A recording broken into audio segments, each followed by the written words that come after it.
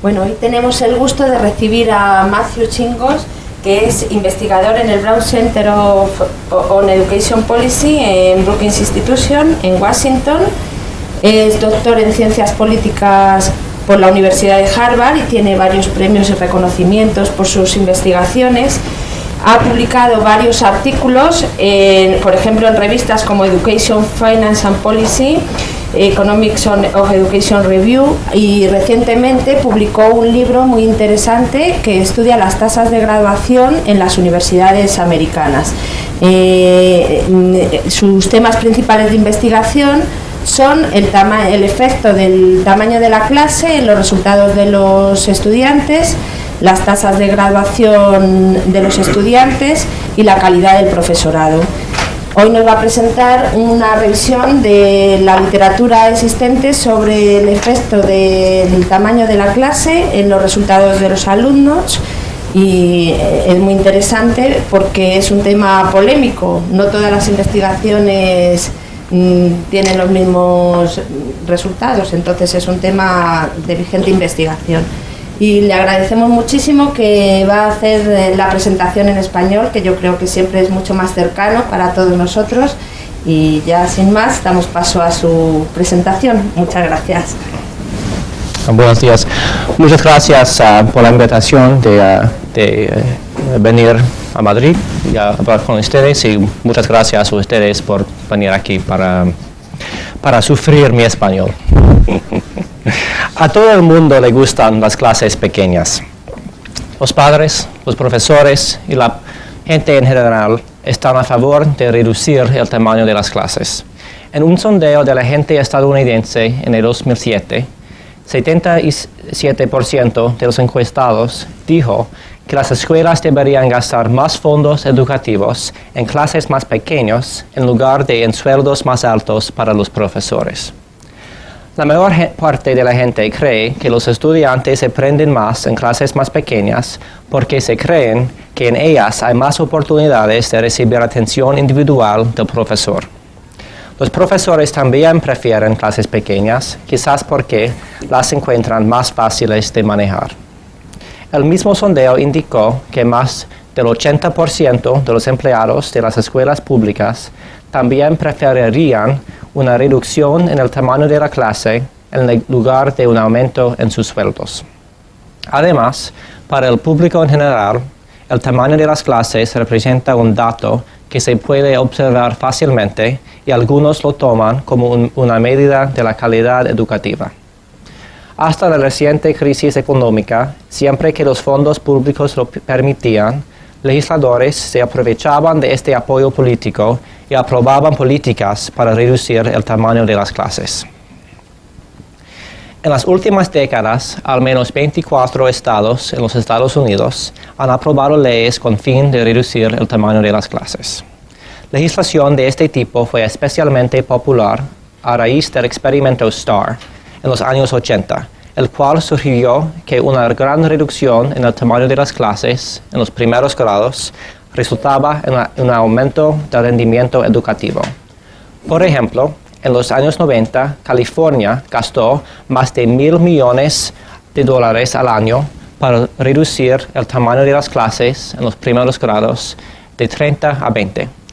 Florida mandó reducir el número de estudiantes en todos los grados, con un coste total de $22,000 millones hasta el año 2012. Por su parte, desde el 1999 hasta el 2001, el gobierno federal de los Estados Unidos promovió la reducción de las clases de los grados primeros a 18 estudiantes a través de ofrecer a las escuelas de entre $1,200 y $1,600 millones. En parte como resultado de estas políticas y en parte como resultado de tendencias preexistentes, el ratio alumno-profesor en los Estados Unidos se ha visto reducido a través de los años, con pocas excepciones desde el fin del siglo XIX. El aumento más grande, que fue de 1,1 estudiantes, ocurrió durante la Gran Depresión. En las últimas décadas, recesiones económicas nunca han causado un aumento de más de 0,1 alumnos, con excepción del que se produjo entre el 2009 y el 2010, que fue de 0,6. En general, entre el 1960 y el 2010, el ratio alumno-profesor disminuyó un 39%, lo que significa alrededor de 0,2 alumnos por año. El ratio alumno-profesor no es lo mismo que el tamaño promedio de las clases, y casi siempre es menor. En 2007, el ratio alumno-profesor era de 15,3, pero datos del gobierno federal indican que, en promedio, las clases en las escuelas primarias contaban con 20,3 estudiantes. Un ejemplo sencillo demuestra el porqué. Una escuela con 10 profesores que manejan a 10 clases de 25 estudiantes cuenta con un tamaño promedio y ratio alumno-profesor de 25. Pero si la escuela además emplea a 2 profesores extra para dar clases de arte, aun y que el tamaño de la clase continuaría siendo el mismo, ahora el ratio de alumno-profesor pasaría a ser de aproximadamente 21. A pesar de sus desventajas, el ratio alumno-profesor es la mejor medida del tamaño de las clases del que se ha mantenido constancia por todos los Estados Unidos durante muchos años. Datos más recientes indican que el tamaño de las clases ha seguido una tendencia similar a la del ratio alumno-profesor. El tamaño de las clases en las escuelas primarias disminuyó el 24% de entre el 1960 y el 2005, cuando el ratio alumno-profesor se vio reducido un 41%. Sin embargo, el tamaño de las clases en las escuelas secundarias no cambiaron mucho durante esta época. Las reducciones en el ratio alumno-profesor también han tenido lugar fuera de los Estados Unidos.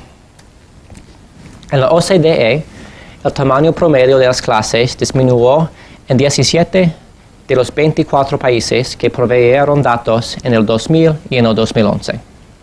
Sin embargo, aquí en España, el ratio alumno-profesor se ha mantenido más o menos el mismo durante la última década.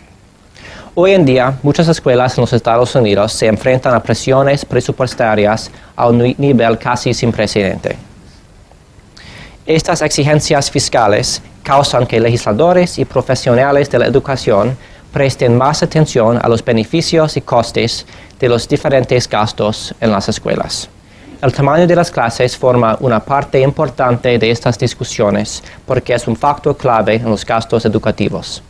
Datos del Ministerio de Educación en los Estados Unidos indican que los sueldos y beneficios del personal de enseñanza constituyen el 45% de los gastos educativos y el 91% de los gastos de instrucción. Estos debates causan que los legisladores se planteen preguntas importantes como: ¿realmente aprenden más los estudiantes en clases más pequeñas? ¿Cuáles serían los efectos de aumentar el tamaño de las clases? ¿Son clases más grandes una estrategia viable para minimizar el daño de los recortes presupuestarios? Hay muchos estudios que tratan sobre la relación entre el tamaño de las clases y el aprendizaje estudiantil. Una revista publicada en 1979 identificó a 80 estudios. Es cierto que hoy hay mucho más. La mayoría de esos estudios examinan la relación entre las diferencias del tamaño de las clases y las diferencias en el rendimiento educativo. La dificultad de inferir relaciones causales de este tipo es que las escuelas con clases más pequeñas tienden a ser diferentes en otras maneras, las cuales son difíciles de medir. Por ejemplo, escuelas ricas tienen más fondos para proveer clases más pequeñas, dando la impresión que clases pequeñas son mejor, aunque en realidad lo que hace que esas escuelas funcionen mejor es el estatus socioeconómico de sus estudiantes y los recursos de la escuela son los factores clave. Por otro lado, las escuelas que usan clases pequeñas para enseñar a estudiantes con problemas de comportamiento pueden crear la impresión que clases grandes son mejores, aunque en realidad el comportamiento estudiantil es el factor clave. La única manera de medir creíblemente la relación causal del tamaño de las clases es comparar estudiantes que se matriculan en clases de diferentes tamaños por razones no relacionadas con su rendimiento. El mejor ejemplo de este tipo de estudio es un experimento aleatorio, con buena implementación, en que estudiantes y profesores son enviados aleatoriamente a clases pequeñas o grandes. Desafortunadamente, solamente se ha realizado un experimento aleatorio en los últimos 75 años en los Estados Unidos. La segunda mejor opción son los cuasi-experimentos. En este tipo de estudio es posible identificar casos en los que el tamaño de las clases cambió por razones no relacionadas al rendimiento escolar. Por ejemplo, un cambio en una política podría permitir una investigación que comparara el rendimiento antes de la política al rendimiento después. En esta presentación me enfoco en el pequeño número de estudios que son experimentos o cuasi-experimentos, porque estos métodos son los que son más probables de producir estimaciones creíbles de las relaciones causales. El único experimento aleatorio en las últimas décadas que trata de medir el efecto del tamaño de las clases en los Estados Unidos se llama el experimento alumno-profesor ratio para rendimiento, o proyecto STAR por sus siglas en inglés. STAR fue realizado en Tennessee en los años 80. A partir de la clase de kindergarten en 1985, estudiantes y profesores fueron enviados aleatoriamente a clases pequeñas con un promedio de 15 estudiantes o a clases regulares con un promedio de 23 estudiantes. La diferencia de 8 estudiantes o 35% fue muy grande. Más de 11,000 estudiantes en 80 escuelas participaron en este estudio durante 4 años. El análisis de Kruger indica que después de 4 años, los estudiantes en las clases pequeñas mejoraron sus notas en exámenes estandarizados por 22% de una desviación estándar, más que los estudiantes en las clases regulares. El efecto fue mayor en el primer año en que los estudiantes participaron en el programa, con un efecto de 12% de una desviación estándar en el primer año y un efecto adicional de 3,5% de una desviación estándar por cada año adicional. Los efectos son más visibles en los estudiantes de color y en estudiantes desventajados. El experimento STAR incluyó 2 tipos de clases de tamaño regular, uno con ayudante instructivo y uno sin. Se determinó que el ayudante no tuvo ningún impacto en el rendimiento escolar. Es decir, la reducción en el ratio estudiante-adulto no tuvo ningún efecto. A pesar de este resultado, el ratio ayudantes-estudiantes aumentó muchísimo durante las siguientes 2 décadas. Entre 1992 y 2009, el ratio ayudante-alumno creció un 50%, mientras el ratio profesor-alumno aumentó un 13%. Un estudio reciente juntó los datos de STAR con datos de matriculación universitaria. Los estudiantes que asistieron a una clase pequeña en los primeros grados tuvieron una mayor probabilidad de asistir a la universidad, con una mejora de 3 puntos porcentuales. El efecto es más grande para estudiantes de color y desventajados, pero no se distingue de 0 para estudiantes blancos y no desventajados. Para resumir, investigaciones con los datos del experimento STAR indicaron beneficios de una gran reducción en el tamaño de las clases en los primeros grados.